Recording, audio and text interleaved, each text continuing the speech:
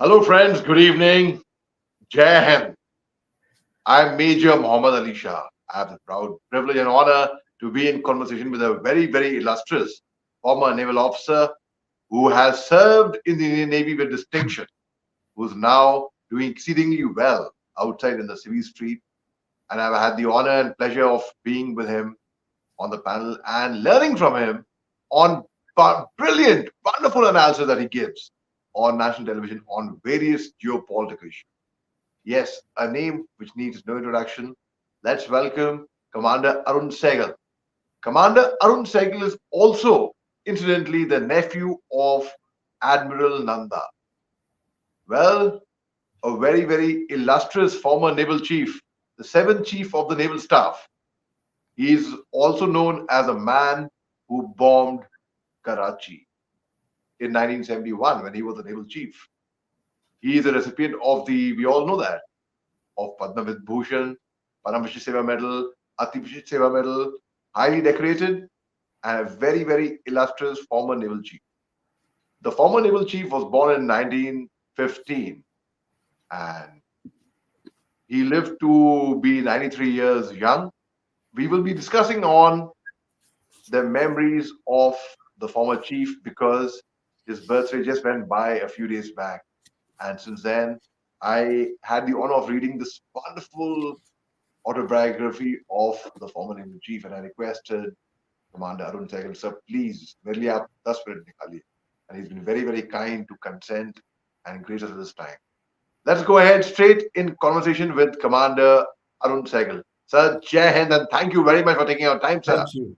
Thank you. It's an honor and a privilege to be on the interview with you. I'm Commander Arun Saigal, born 1948. I was commissioned in 69, and I had the good fortune to be in service while the Admiral was still in uniform.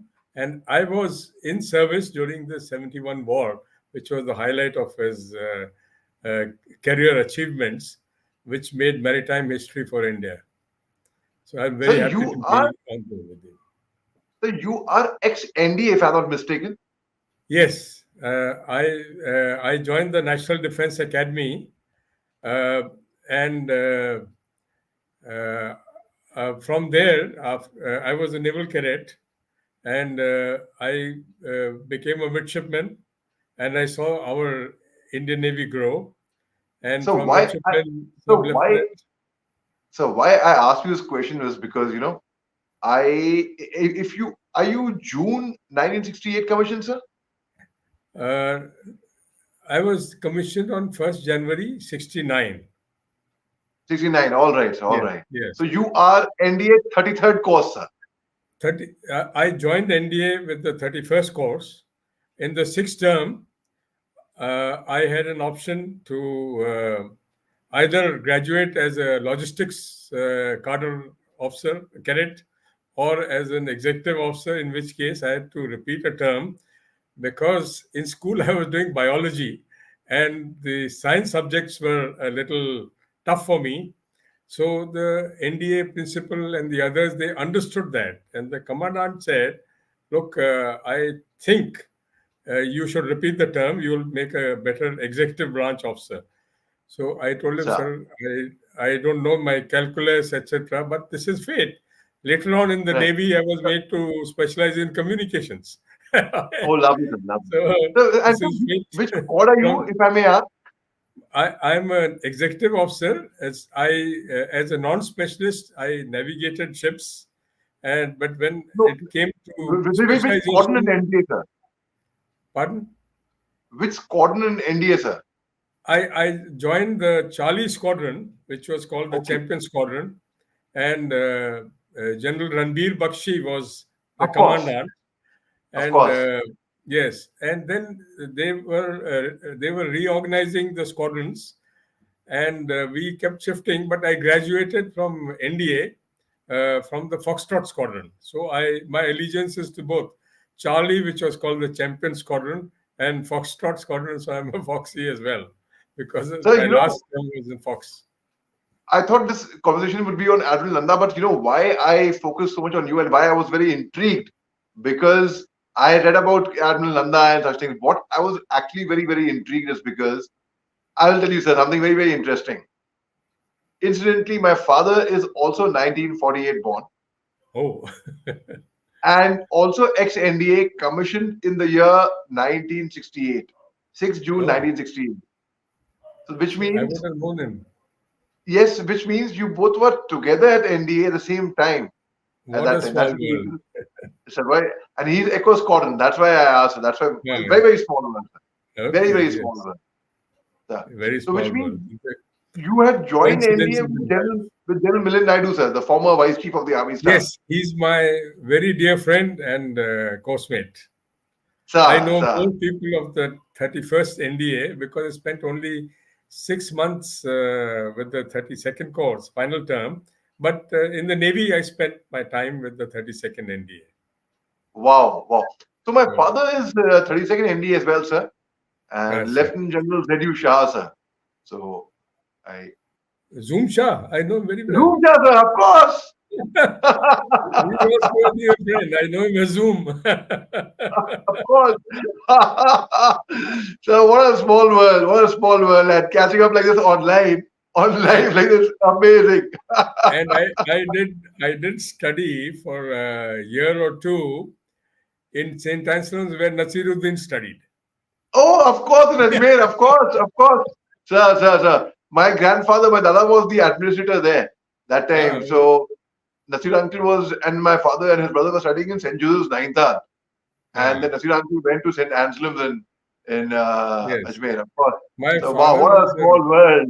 We yeah, a lot of catching up to do after this. A yes, lot yes, of catching up to do after this. my father was a doctor in the Western Railway and he was posted in Ajmer when I had the good fortune. I won a Government of India merit cum means scholarship and I went to a public school. That's how I studied at Mayo. My father was not a millionaire, but the right sanskars in life. Oh wow, sir! Wow, that's very nice. Sir, borders they have a different breed. I would say I have a chip Yeah. over my shoulder. I'm sorry for listeners who are listening who are not from boarding schools, but borders definitely do have a. We have Yes. a different or Fauji bhi. एक तो border And भी ऊपर से Fauji भी. So I my went to lot principal was my principal, Mr. Gibson, was the first principal of JSW. wow, wow, And wow. he's the one, when I told him, sir, I cannot cut frogs anymore and I've become a veg, I'm doing biology. He said, come here, gave me a bend over and said, apply for NDA and join the Navy. So that's how I gave up Wow, biology. sir. Wow, sir. Wow. It's that's so interesting. Sir, Yeah. let's you know what we had said, let's go back to Admiral Nanda. So now Admiral, we yes. discussed about your academy days, your early years and your formative years. Tell me how inspired were you and how influential was your uncle Admiral Nanda in shaping up your thought process for joining the Navy, sir? You see, he was the eldest in the family. Admiral had lived and grown up in Manora, which is an island of Karachi port.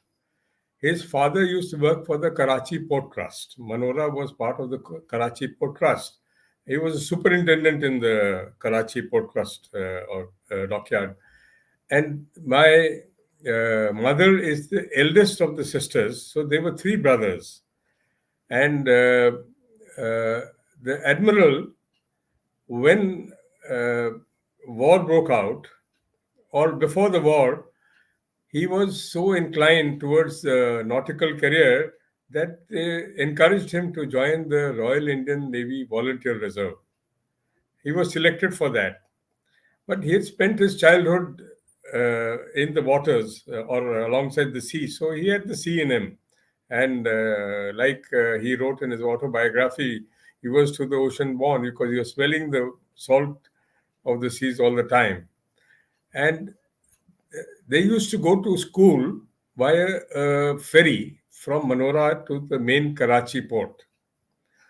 So I say that because the family, the children, knew Karachi port backwards because it came in handy much later. So the admiral knew the geography of Karachi. Now, subsequently, Sir, when I'm tempted to read out on that note a small excerpt yes, on behind the Admiral's book, which he wrote. yes, And if war comes again, I assure you that we shall carry it right into the enemy's biggest ports, like Karachi. I know this harbor quite well, for I started my career there. And if you have my word, then given the opportunities, the Indian Navy will make the world's biggest bonfire. Wow. yes, This he very said as a Vice prophetic. Admiral S.M.Nanda to Blitz in 1969. Wow, sir. Please That is continue. right.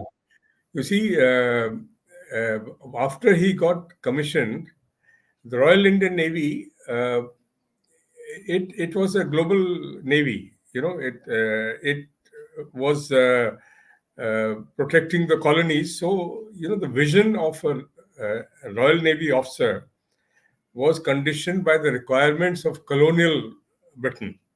So they saw the world, and the admiral was trained by people like him. And I was very fortunate when I was in service. My seniors, my commanding officers, and the admirals I served with were also trained by them. So my thought process for maritime strategy, tactics, etc., is colored by or inspired by what they taught me, and they in turn have had that experience and the teachings which they got from the Royal Navy and exercising with the so-called Western navies, NATO, and interacting with the Russians, etc. So they know what is world naval power in the world and how to use maritime power. So when I was young, we were schooling in Ajmer, which was landlocked in the desert. But I remember we used to always hold him in awe because he was a tall, handsome officer. And the nickname in our family for him was Jahaz Mama because he was the ship's owner as far as we were concerned. And one of my very fond memories is when my uh, parents told me that INS Mysore, the first cruiser, 6-inch cruiser to be acquired. Delhi was initially with us from the independence time, but it was acquired, and Captain S.M. Nanda was its commanding officer. So he was bringing it to back from England after putting it through its paces, and it was a big event in the life of the Navy, and of course us. So my father being a railway officer, we had no problems because I used to get a free railway pass. So we went, my mother, myself, and my two younger brothers, we went to Bombay. And we were there to watch the ship coming in. And Prime Minister Nehru was there to greet the ship. Massive ship, 6-inch guns, and you felt very proud. And when I went on board, the captain, my mama, I was holding him in awe. What a big ship, whatever steel and whatnot. And he said, "I got a gift for you." I still remember it was a small wristwatch. I was a young officer, a young boy. It was a winding watch, Roy Rogers watch, where instead of the second hand, there was a gun which used to go up and down. So that's my memory of seeing the Admiral. And uh, he had a gift for my father because those days my father could not afford a vehicle or anything. So he had paid for and he paid the duty and brought a rally bicycle for him all the way from UK as a gift for his brother-in-law. And that had a dynamo and it had a 3-speed gear. A rally bicycle was something, and my father used to put his bag of medicines behind and go pedaling all over Ajmer to treat the patients. But be that may, that was my first real memory of close up of the Indian Navy. And later on, after I joined the NDA, I got selected for the Navy. I had to study, and I was commissioned after cadets time, where we went to Africa, to East Coast, and saw the power of the Navy. Because one of the things which happened to us was that when we were about to enter Mombasa, we were to fire a gun salute. And suddenly we were all in our ceremonial dress with those dummy rifles, etc., and all ready for gun salutes. But the message came, don't fire. So we were very surprised. 8 o'clock in the morning, we were ready as per the Fauji style. 6 o'clock in the morning, woken up, teched up, everything. So they said, no, consider gun salutes exchanged. We came to know later, because we did a flag march as was customary in down the streets of Mombasa. After we were carrying dummy rifles, but we marched through. The result was that we were invited to a civic reception by the mayor of Mombasa. And there we came to know, if we had fired gun salutes, there would have been a rebellion in the city, because they thought that's a warship of the Indian nation has come and is firing, because nobody knew there were dummy guns which made only smoke and powder and noise. But as a result of that flag march, we were welcomed by the mayor. The captain got the keys of the city, and the Indian diaspora really fitted us those 3 days, 4 days that we were in Mombasa harbor. So that was our first grounding of saying this is maritime power. And all that we had been taught then and later on, it fell into place because of the reminiscences of our senior officers, and Admiral was one of them. It was my proud privilege to sit with him and help him write his memoirs while his memory was still uh, intact and not failing him or his colleagues. So it was indeed a privilege and an honor for me as he reminisced on his life. So my inspiration to join the Navy was really Jahaz Mama. And at this stage, I want to tell you that he had two younger brothers. The one younger to him, Gulzari, joined the army, and the youngest one joined the Air Force. He was a family whose three sons were in different services. So, Wow. So there were a total Mohan, of 7 siblings, if I'm not mistaken. yes, the Air Force One, Mohan Nanda, was a ace instructor and a vampire pilot. He was in an organization called the JTW. I filled up the blanks after Air Chief Marshal Suri told me about him. Right. So Right. here, I had the honor and pleasure of interviewing Air Chief Marshal Suri, so the ah, same way we are when speaking. he In came to fact, know my family connections, he told me. Now, what had happened was that joint training wing in Hyderabad, my youngest mama, Mohan Nanda, he was a very handsome guy. He courted in Begumpet, and he courted and married the daughter of the Chief Secretary of Andhra Pradesh. She's a Mangalorean, a Pai, very fair, very pretty lady. Unfortunately, on the eve of his second wedding anniversary, he'd taken an aircraft up for trials. There were some engine problems, and the story that I heard was that the technical assistant and the technician in the aircraft said, "Sir, I have never used a parachute. I cannot bail out." So he tried a forced landing in the fields, and in the bargain, he got injured and suffered a head injury, and he passed away. He was the youngest of the brothers to pass away. His wife, Pramila, uh, had a 1-year-old daughter, but she never remarried. The middle one remained a bachelor all his life so that he could look after his ailing mother.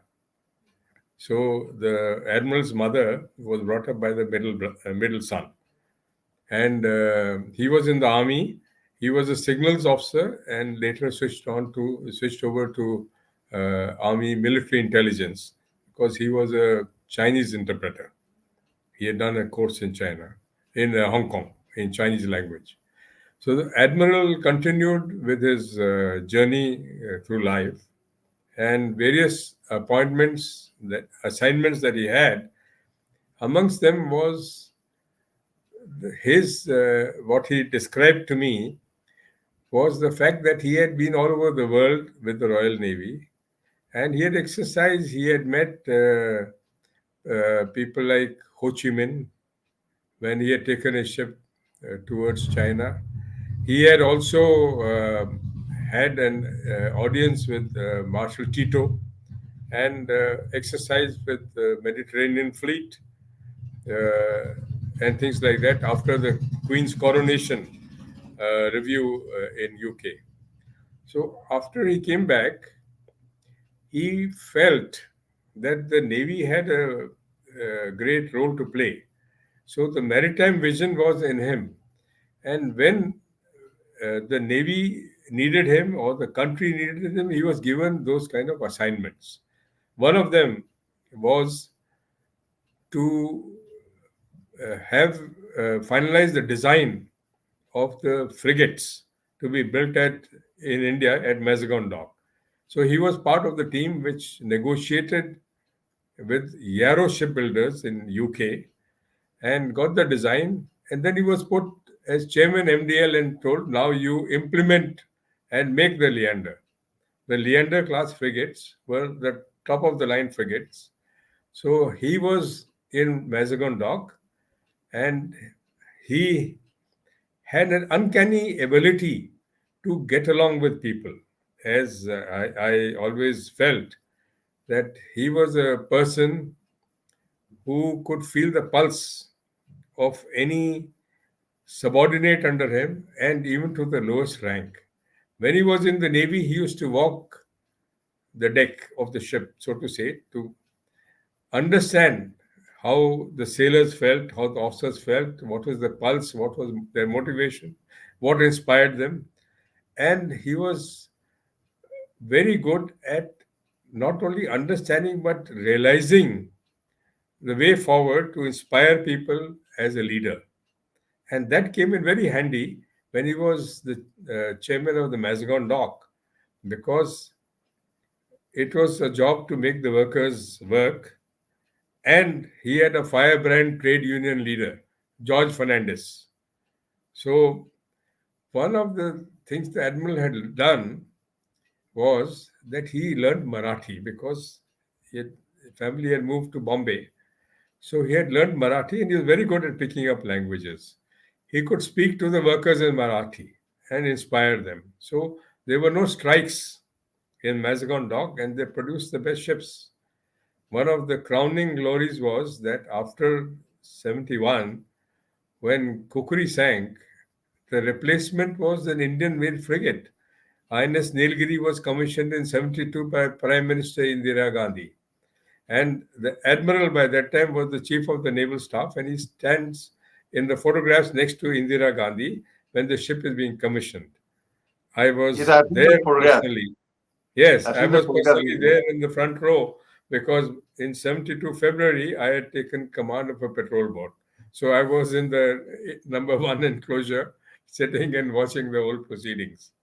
And the chairman So at that time was sorry to interrupt, sir. Rear You Admiral had Sampson. the So you had the honor of being a commissioned officer for at least 4 5 years while he was the admiral there.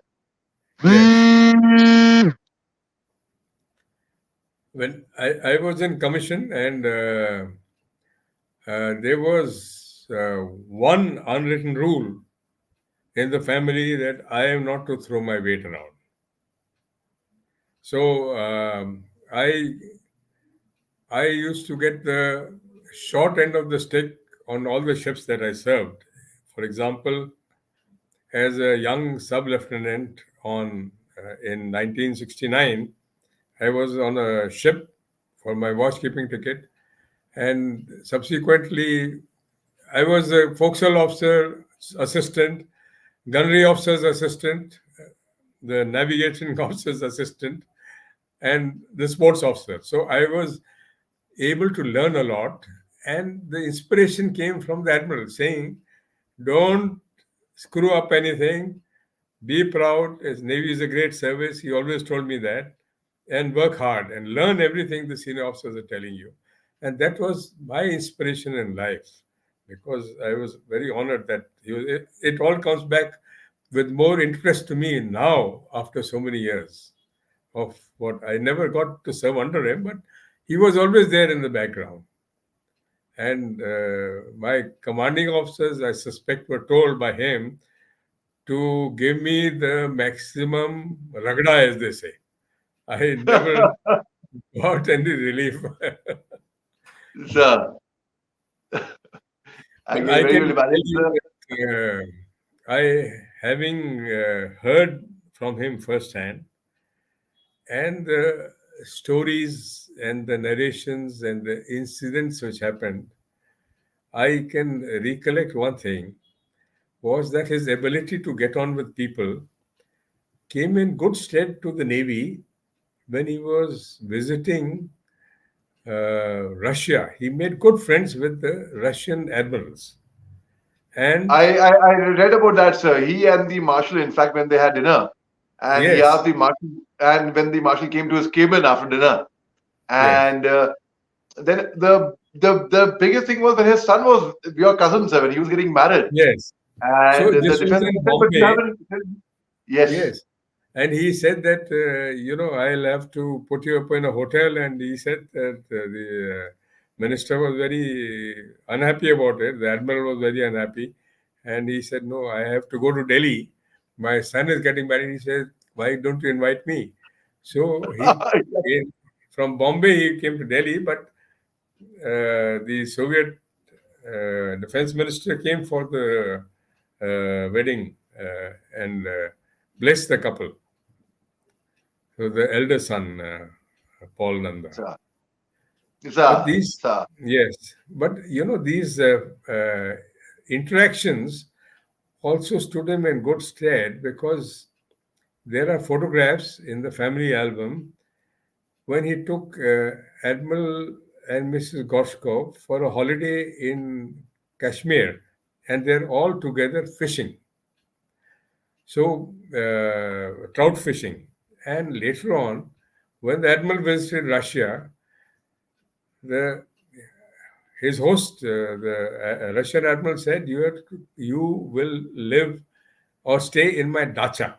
Now, that was a great honor. Instead of in a hotel, he lived in the dacha in Russia. So these things helped, and he told the Admiral, one side is protocol, but should the Indian Navy ever need anything, just ring me up. That was the equation he had with the Russian Navy. Because this result of this connection was the lesson they learned, because when they had gone with Mr. Y.B. Chavan, the defense minister's delegation, to the West, Robert McNamara, and of course in the UK, they had not agreed to give the weapon platforms that the three services needed. It was then, when the Russians came forward, that we started getting the weapon platforms, the ships, the tanks, the aircraft from Russia, because the result of the YB Chavan delegations, which are recorded by Mr. R.D. Pradhan in the Mr. Chavan's biography. So, in fact, Robert McNamara, he came up with the idea where they recruited, where they also documented as McNamara's morons, where morons were recruited in the forces to fight the war. In fact, Yeah. Yes. sir, sir, So the admiral had seen the world, and he understood international relations, having been all round.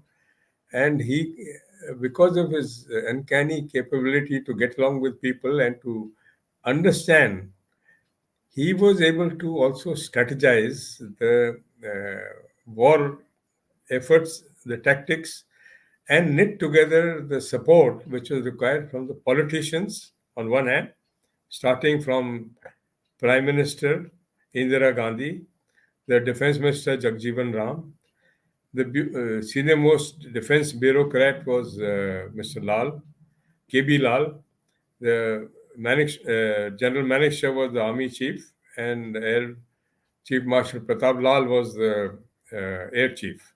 So all of them made a very great team.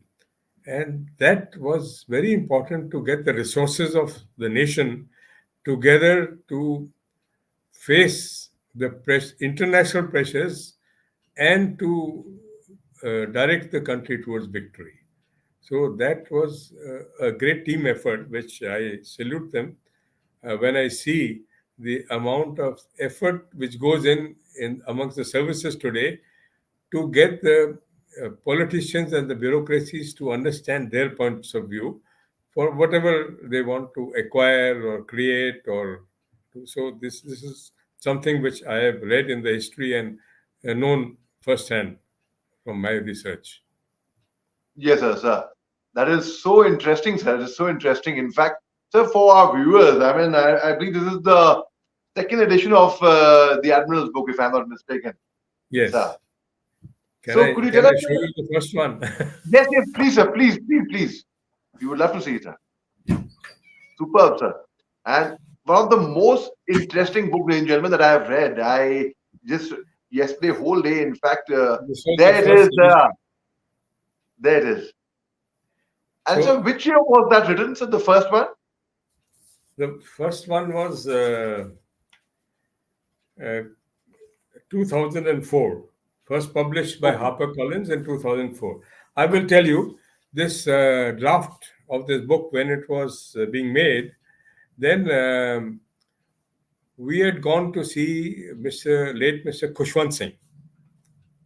I had gone with the Admiral's son, and Mr. Khushwant Singh had said, I will guide you about his publication, etc. and all. And it was evening, so we went there. So first thing he told me, Putra, drink piega. I told him, no, sir, I have to remain sober. So he was in Sujan Singh Park. So he said, I believe you have been working on the book. I said, yes, sir. It took about 2 years to walk down memory lane with Admiral and his colleagues, those who were his immediate subordinates. We used to sit with them and reminisce, and I used to take notes. So he said, look, it is the Admiral's reminisce. So please get down to work and convert it from the third person into a first person. So he said, it's his memory, it's his memoirs. I said, yes, I didn't realize it. He said, Jakar ke aise likhna. He said, have you thought of a title? I said, the memoirs of Admiral Nanda. He said, no, no, so wo to bahut common hota hai. He's the man who bombed Karachi. So write the name, the man who bombed Karachi is the name for the book. So I said, great, sir, it's a great one. And now just to push forward, the book, when it was ready, HarperCollins International found it eminently readable. So they launched it first at the International Frankfurt Book Fair because it took place before it could be launched in India. So it was first launched there internationally and then launched 2-3 months later in Delhi during the Navy week of that year. So it became, the name was given by Shri Khushwant Singh Ji. And that's how it got this name and became a first person account. That is so interesting, sir. And which year was the second edition published, sir? Second edition, it would be written in the book if you have the book Yes, on the first. I was trying to get. I have it with me, but I couldn't really exactly get the dates. I mean, the year. Anyhow, but obviously after 2004 only. I mean, that was the first. So let's talk about. Lastly, I know you must be busy. Before I let you go, so I would like to know where are these books available? Like for people who wish to order the books right now, because I strongly recommend you would learn a lot of lessons in life, ladies and gentlemen.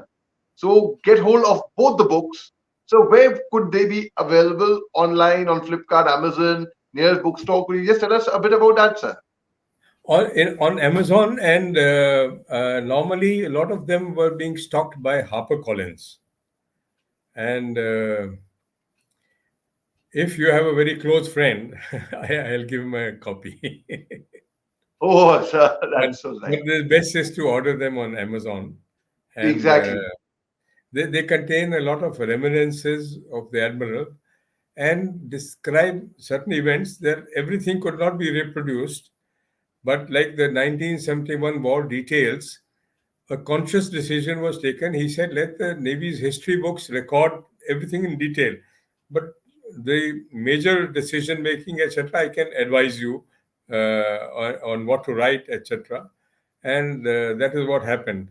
And also, he has suggested certain things, what should be the future course which the Navy should follow, and how to create maritime awareness and the growth of the Navy. So it makes very interesting reading for that. One of the things which has happened during the last few days is I was at some conferences where Bangladesh, two vice admirals I've met, and they've asked me for copies of the book. And they say that we are moving a case that the Bangladesh government should recognizes the leadership of Admiral Nanda in 71 because we are already recognizing the role played by the Indian military in the army, the navy, the air force, the other officers. So he's one of them whose memory has to be kept alive by giving a suitable recognition by the government. So I was very touched by the gesture, and I told them I will send you copies of the book because it'd be easier for me to dispatch them to her. But Absolutely, sir. basically, one thing I want to highlight is that it is the strategic vision and the capability to plan for a war which is what made the admiral achieve so much. And though my vision, my own thought may be colored, but I feel that after Shivaji, nobody has put this country's maritime prowess on the map as much as he has done. Because after the Second World War, the concept of a blockade of a port was implemented only in the 1971 war when we blockaded Karachi. We could have not done it, and the pressures were there. The American attaché had met him, the naval attaché from UK had met him, and he said, sorry, nothing. And the enterprise task force pressure during the infamous tilt of the Nixon Kissinger time, he said, let them come. And I had asked him, so what was so that's the time he told me. I researched it. He had told his fleet, don't worry, call them over for a cup of tea, for a drink, because they are dry ships, whereas the Indian Navy warships can carry liquor on board. So he had said they will Wow. not have a, he had the vision. He told me, I knew there will not be a confrontation between them and us. And the Prime Minister was telling him, you do your job politically, internationally, we are behind you, and we will make sure that the Indian military has the upper hand and will be able to do what tasks they've been assigned. The very Very true, sir. fact, yes, and the naval deployment between him and Admiral Christian, I want to narrate an anecdote. Admiral Christian was the CNC of the Eastern Naval Command.